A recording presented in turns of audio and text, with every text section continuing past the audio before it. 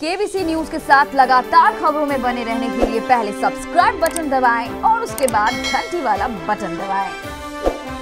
आइए जानते हैं आज की कुछ अंतर्राष्ट्रीय खबरों को। पहले एक नजर आज की हेडलाइंस पर। महाराष्ट्र राज्यपाल कोश्यारी ने विधान परिषद चुनाव के लिए चुनाव आयोग को लिखा पत्र।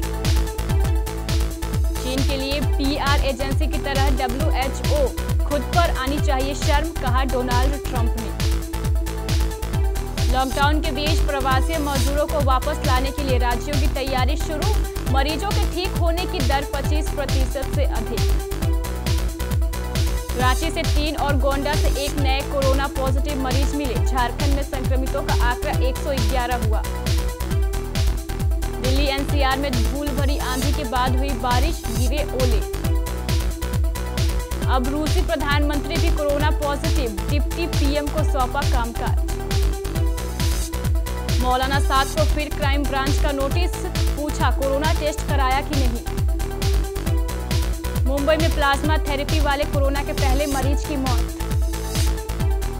बिहार सरकार ने खड़े किए हाथ, प्रवासियों को वापस लाने के लिए केंद्र से स्पेशल ट्रेन चलाने की अपील। स्वास्थ्य मंत्रालय ने कहा इलाज के पहले कोरोना जांच के लिए मजबूर नहीं कर सकते निजी अस्पताल। लॉकडाउन में किसान ना हो परेशान, आसान दरों पर मिलेगा लोन। रिलायंस अपने इन कर्मचारियों की सैलरी में कर रही है 50% तक की कटौती। आलिया की आंखें नम तो बेटी ने वीडियो कॉल से देखा अंतिम संस्कार, रणबीर हुए बेसुध। धर्मेंद्र ने ऋषि कपूर के निधन पर जताया शोक, कहा सदमे के बाद सदमा। और गेंद को लार से चमकाने पर रोक से सहमत नहीं वार्नर, बोले मत बदलो नियम।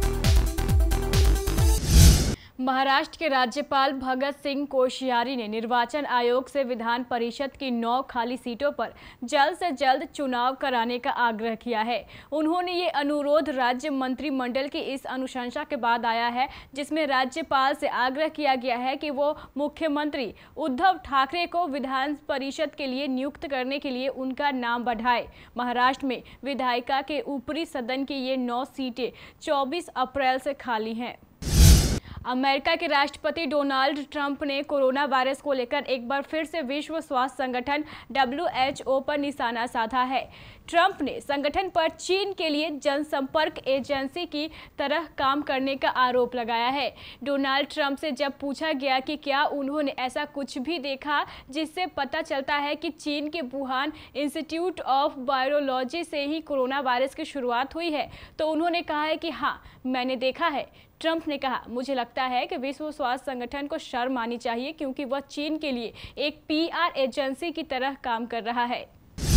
कोरोना वायरस के संक्रमण को रोकने के लिए पिछले 1 महीने से ज़्यादा समय से लागू लॉकडाउन के कारण देश के विभिन्न भागों में फंसे प्रवासी मजदूरों और छात्रों को उनके घर तक पहुंचाने के लिए राज्यों ने गुरुवार को तैयारी शुरू कर दी। उधर देश में संक्रमण के 33,600 से ज़्यादा मामले सामने आ चुके हैं और मृतकों की संख्या 1001 के करीब पहुँच चुकी है।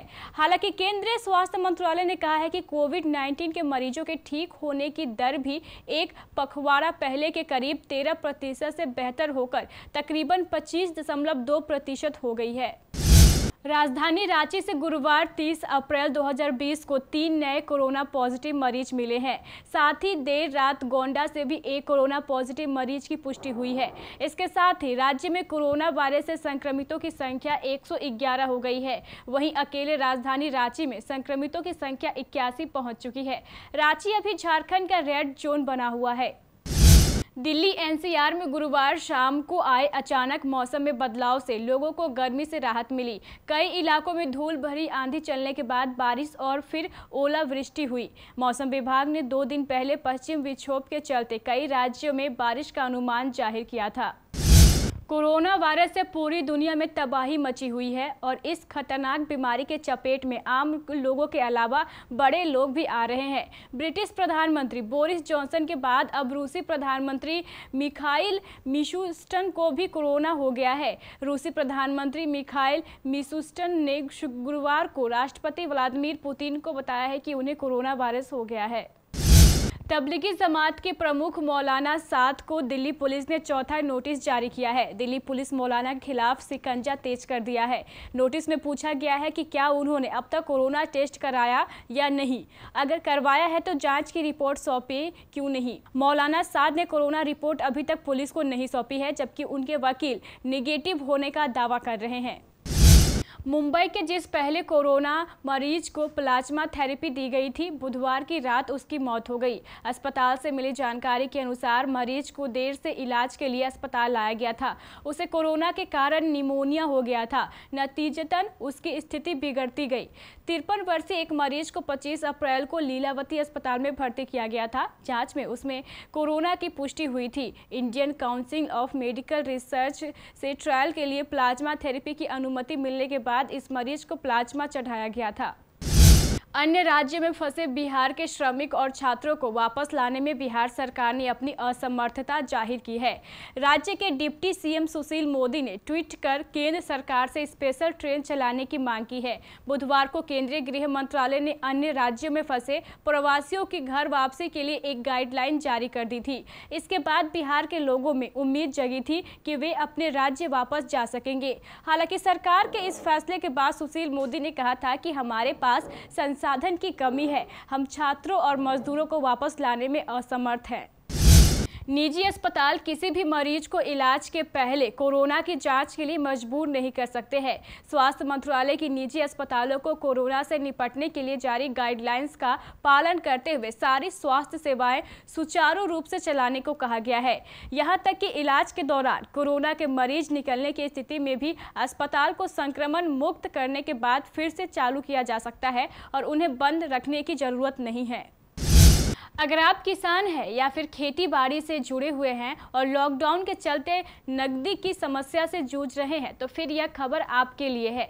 अब किसानों को भी आसान दरों पर उनके ज़रूरतों को पूरा करने के लिए लोन मिल रहा है। इस लोन में सबसे खास बात यह है कि किसानों को किसी तरह की सिक्योरिटी या फिर गिरवी नहीं रखना पड़ रहा है। देश का दूसरा सबसे बड़ा public sector bank Punjab national bank खास तौर पर किसानों के लिए यह स्कीम लेकर आया है। इसमें आवेदन के तुरंत बाद ही किसानों को लोन मिल जाएगा। बैंक ने कोरोना वायरस को ध्यान में रखते हुए भी व्यक्तिगत और स्वयं सहायता समूहों के लिए एक स्कीम को लॉन्च किया है। रिलायंस इंडस्ट्रीज ने ऑयल एंड गैस डिवीजन के कुछ शीर्ष कर्मचारियों के वेतन में 50% तक की कटौती का फैसला लिया है। 6 सूत्रों और एक पत्र से इस बात की जानकारी मिली है। रिलायंस ने वेतन में कटौती का यह फैसला कोरोना वायरस महामारी के चलते मुनाफे में गिरावट को देखते हुए लिया है। मुकेश अंबानी की अगुवाई वाली रिलायंस ने 15 लाख रुपए से अधिक सालाना आय वाले कर्मचारियों की सैलरी में 10% की कटौती करने का फैसला लिया है। अभिनेता ऋषि कपूर का गुरुवार को चंदनबाड़ी में अंतिम संस्कार कर दिया गया। हालांकि इस अवसर पर उनकी पत्नी नीतू कपूर और बेटे रणवीर कपूर, आलिया भट्ट समेत करीब 24 लोग मौजूद थे। अफसोस कि ऋषि कपूर की बेटी रिद्धिमा कपूर अपने पिता के अंतिम संस्कार में नहीं पहुंच पाई। उन्होंने DCGA से चार्टर्ड प्लेन से जाने की मांग की थी, मगर लॉकडाउन के चलते उन्हें इसकी इजाजत नहीं मिली। दिल्ली सरकार की ओर से सड़क के रास्ते पर जाने की मंजूरी के बाद रिद्धिमा और उनका परिवार पिता के अंतिम संस्कार में शामिल होने के लिए निकल पड़ा था, मगर वह तय समय पर नहीं पहुंच सकी। ऐसे में बेटे रणवीर कपूर की होने वाली दुल्हन और अभिनेत्री आलिया भट्ट ने वीडियो कॉल से रिद्धिमा को पिता के अंतिम संस्कार के दर्शन कराए। बॉलीवुड के सदाबहार एक्टर ऋषि कपूर का गुरुवार को निधन हो गया। उनके चले जाने से पूरा देश गम में डूबा हुआ है। ऋषि का अंतिम संस्कार मुंबई के चंदनबाड़ी शमशान घाट में किया गया। लॉकडाउन के चलते उनकी अंतिम यात्रा में परिवार के कुछ लोग ही शामिल हो सके, लेकिन इस दौरान उनके बेटे रणवीर कपूर, आलिया भट्ट और अन्य कुछ सितारे मौजूद रहे। फिल्म इंडस्ट्री के तमाम सितारों ने ऋषि कपूर को श्रद्धांजलि दी है। अब धर्मेंद्र ने सोशल मीडिया पर अपना दुख बयां किया है। धर्मेंद्र ने ट्विटर अकाउंट पर एक पोस्ट शेयर की है, जिसमें वह ऋषि कपूर के साथ नजर आ रहे हैं। तस्वीर में दोनों सितारे गर्मजोशी के साथ मिलते हुए दिखाई दे रहे हैं। उन्होंने फोटो को शेयर करते हुए कैप्शन में लिखा, सदमे के बाद सदमा, ऋषि भी चला गया। उसने कैंसर के खिलाफ बहुत बहादुरी से जंग लड़ी। वह मेरे बेटे की तरह था। मैं बहुत ज़्यादा दुखी हूँ और टूट चुका हूँ। उनके परिवार के लिए प्रार्थना करता हूँ। ऑस्ट्रेलिया के स्टार सलामी बल्लेबाज डेविड वार्नर को नहीं लगता है कि कोविड-19 महामारी खत्म होने के बाद दुनिया में जब क्रिकेट बहाल होगा तो गेंद को चमकाने के लिए लार के इस्तेमाल को रोकने की जरूरत होगी। वार्नर को लगता है कि यह सारे खिलाड़ियों के साथ ड्रेसिंग रूम साझा करने से कम या ज़्यादा जोखिम भरा नहीं है। ऐसी अटकलें हैं कि संक्रमण के जोखिम से बचने के लिए गेंद को चमकाने के लिए लार के इस्तेमाल को रोक दिया जाएगा।